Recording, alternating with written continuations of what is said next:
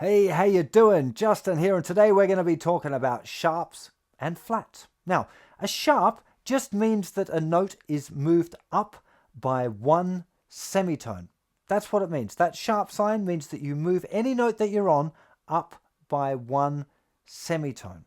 Okay? Easy way to think of it is that if you sat on something sharp, you would jump up. Okay, so that's the easy way to remember, is that sharp makes a note go up. If we happen to be on the note A and we wanted to go to A sharp, we would go one step up. If we were on the note B and we wanted to go down, we would use the term B flat. Easiest way to remember the term flat is going down by one semitone is that if you had a flat tire, the car would go down. Okay, so sharp, up, sit on something sharp, jump up. Flat, the tire's going flat, it's going to go down one semitone. So they're both describing semitone steps. Now, if you go back and have a look at the note circle now, you'll see that it goes A, and if you go up from there, you get to A sharp or B flat. If you look at the next step along, you'll see that you get to the note B. So you can see quite clearly that you've gone from A up to A sharp, or from B down to B flat, and you've ended up on the same note. Now, a lot of people ask why that is, and it's to do with the naming of chords particularly, I think. It's one of those interesting pub discussions, is why is it like that? Why didn't they just call them alphabetically all of the way around? And at a very early stage, it will seem a little bit overly complicated and it doesn't make sense, but the further down your music theory journey you get, you'll start to realize that it actually makes really, really good sense for it to do this way.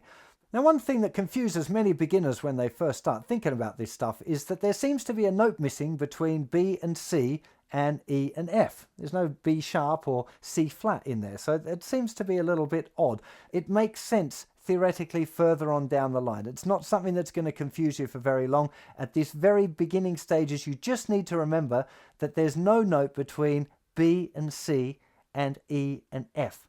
A nice easy way to remember that is big cats eat frogs. I'm sure they don't, right? I've never seen a leopard eating a frog, but if you can just use that as a little device to remember, big cats eat frogs, B, C, E, F. Okay, and you have to remember that there's no note in between those ones. If you have a look at a piano keyboard, you'll see that there are two sets of notes that don't have a black note between it. That's how you can tell where your B, C, and E and F are on a piano keyboard as well. Okay, it's a kind of a useful little bit of general knowledge. But another little part of this is, well, where are the B sharp and C flat, and can you play them? And the answer is you can play them, because a sharp means just to move a note up one semitone, and a flat means to move a note down one semitone. So a B sharp would actually be exactly the same as the note C. So if you saw in the music B sharp, your finger would go exactly in the same place that the note C would be. Those of you might remember the fabulous name for enharmonic equivalent. So B sharp and C would in fact be the same note. The same as C flat would be the same as B, E sharp would be the same as F, and F flat would be the same as E. Why? Why would you have that? It's so confusing. Again, when we start looking at major scale theory and you understand how chords and scales are constructed, it doesn't seem to be very complicated. It makes perfect sense when you get there. But at this beginner stage, you just have to remember that there's no note in between B and C and E and F.